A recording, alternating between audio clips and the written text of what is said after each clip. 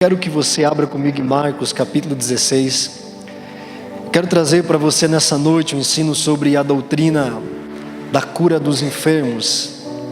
Marcos capítulo 16, verso 15 em diante.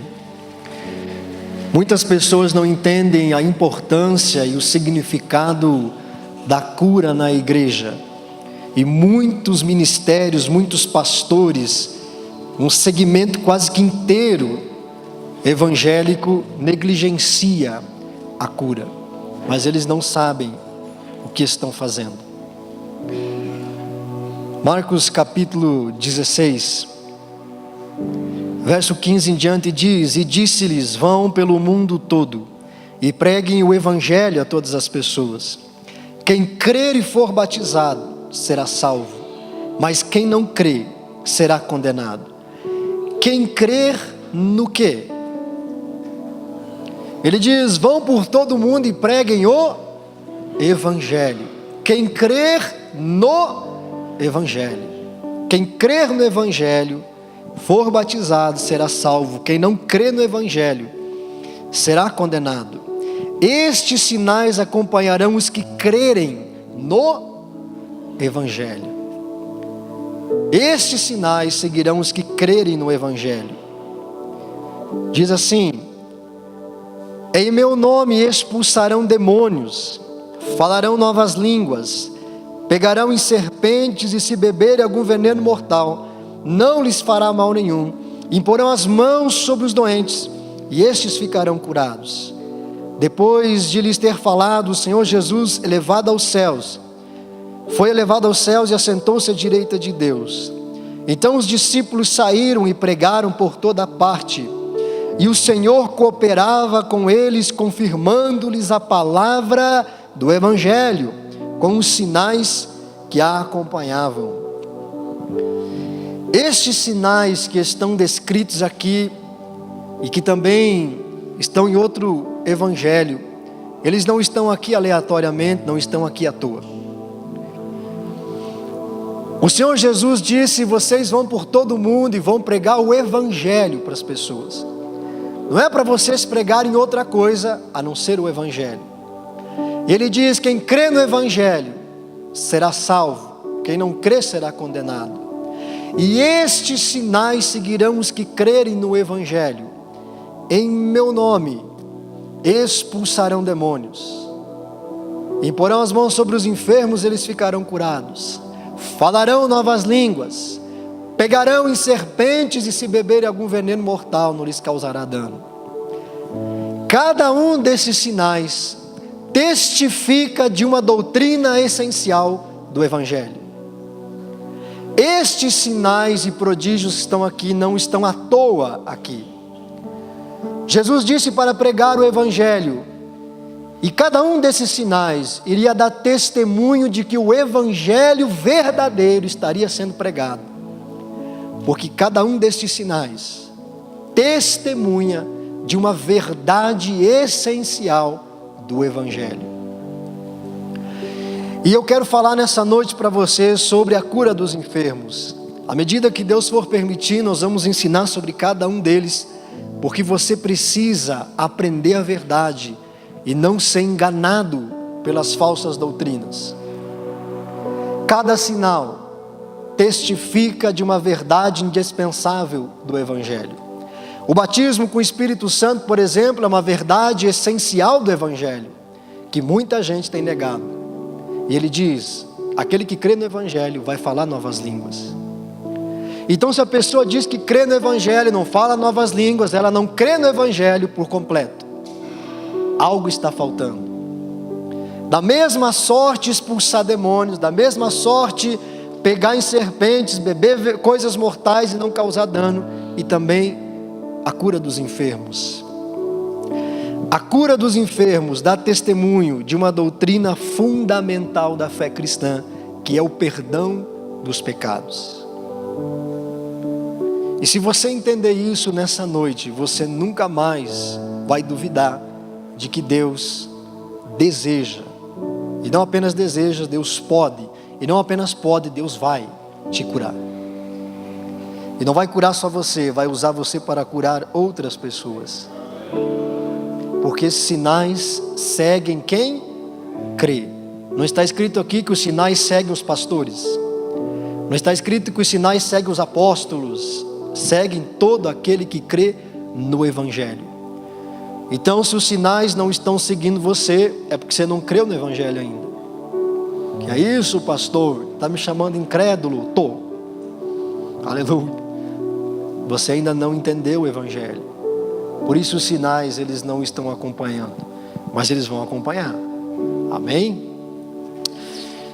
Então, a cura dos enfermos é uma doutrina que é algo que dá testemunho de uma doutrina essencial da fé cristã, que é o perdão dos nossos pecados.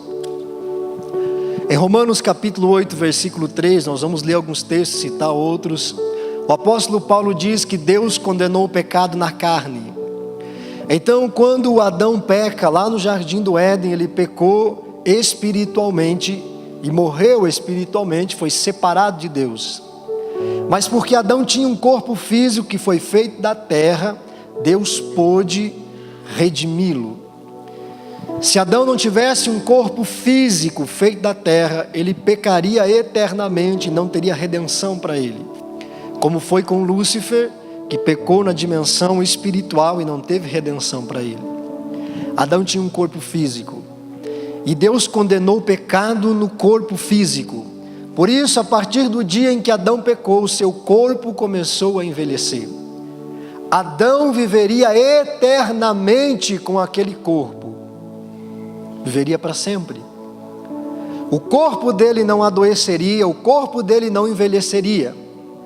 Mas a partir do momento que ele pecou, seu corpo começou a sofrer as consequências do pecado. Não somente ele, mas Eva também. Deus chega para Eva e diz: em dores darás à luz filhos. Isso não existiria antes. Ele diz para Adão: a terra vai ser contra você. Do suor do teu rosto, do esforço físico tirarás a comida da terra. As dores, os esforços, o sofrimento físico vem a partir do pecado. Todas as doenças, enfermidades, anomalias são consequência do pecado do homem. Todas elas. A partir de Adão, o teu corpo já nasce doente. O nosso corpo físico é doente por natureza. À medida que o tempo vai passando, o cabelo vai caindo, aleluia. Os olhos vão enfraquecendo, os dentes vão caindo, as forças vão ficando para trás. Há 10 anos atrás você corria 20 quilômetros, né, e chegava dando risada. Hoje, se você correr 10 metros, cai duro, né? Corre 5 minutos, né? O ano passado eu fui jogar um futebol, porque eu fui atleta, né? Joguei na Associação Atlética Batel, né?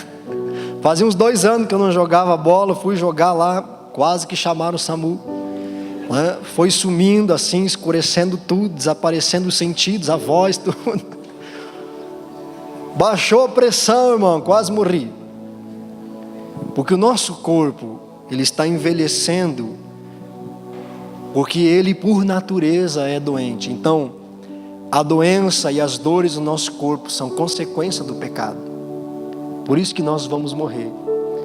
Mas nós precisamos morrer fisicamente por causa da redenção, mas isso é outra mensagem. Deus condenou o pecado no corpo. A doença é uma consequência do pecado do homem. Por isso o nosso corpo sofre. Por isso câncer, por isso vírus, bactéria, por isso doenças, por isso dores, por isso ossos com problemas, sangue contaminado, olhos que não enxergam, ouvidos que não ouvem. Todo tipo de problema físico é resultado do pecado que veio lá de Adão. Agora, Deus te perdoou? Sim ou não? Então pense comigo. Se Deus te perdoou todos os teus pecados, e a doença é uma consequência do pecado, então a causa da doença foi resolvida. A fonte da doença e da dor cessou, que era o pecado. Então essa doença e essa dor não tem mais direito de permanecer no teu corpo. Glória a Deus. Abre comigo Salmo 105. Salmo 105, verso 37. Quero ler alguns textos com você.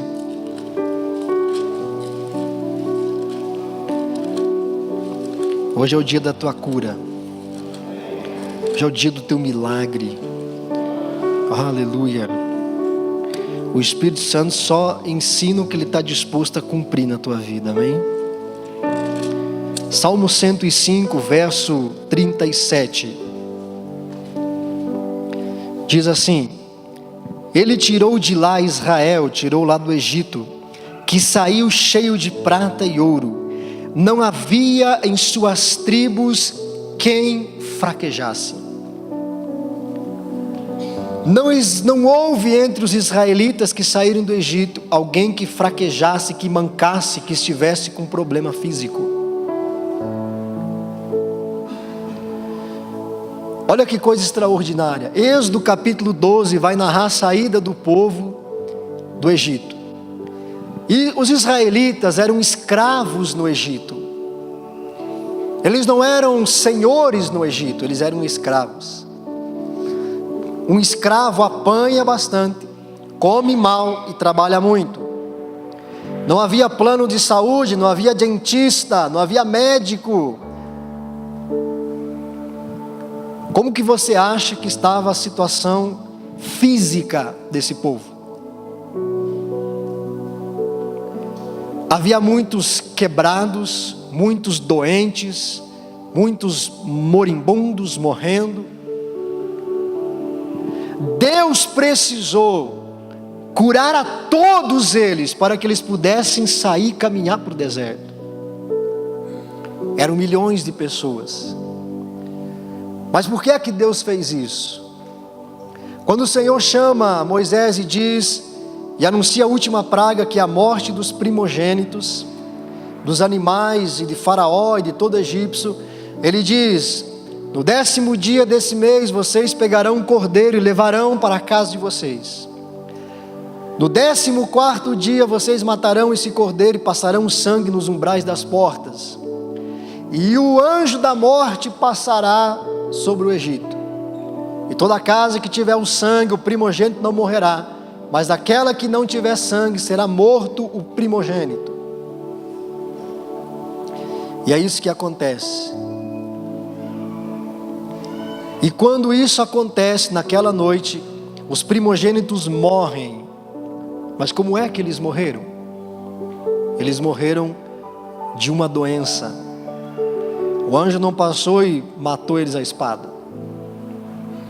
Simplesmente eles morreram.